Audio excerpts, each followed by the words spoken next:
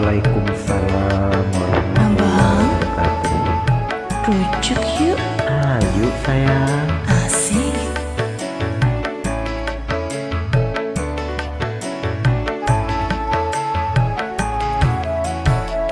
Maksud hatiku datang kemari untuk mengajakmu rujuk kembali. Fikirkan dulu maksud hatimu. Ku tak mau nanti bercerai lagi.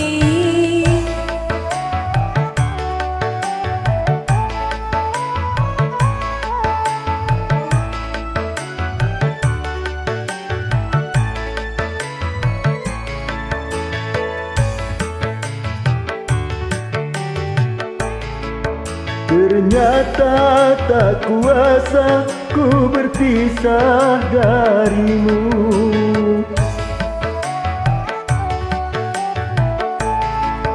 Baru kini terasa aku membutuhkanmu. Juga itu sayang yang aku rasakan.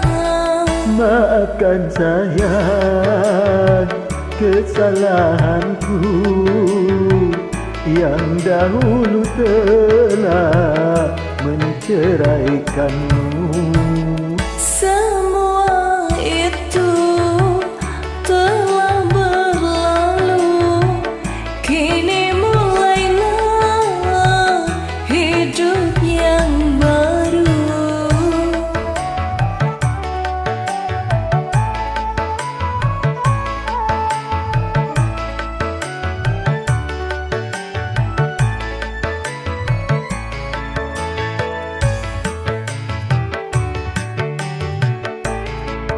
Ternyata tak kuasa ku berpisah darimu.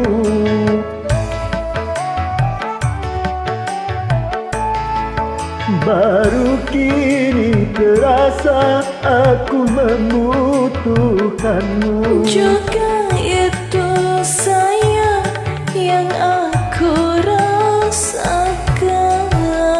Maafkan sayang kesalahanku yang dahulu telah menceraikanmu. Semua itu telah berlalu.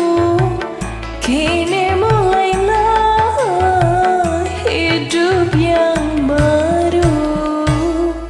Terima kasih. Sama-sama.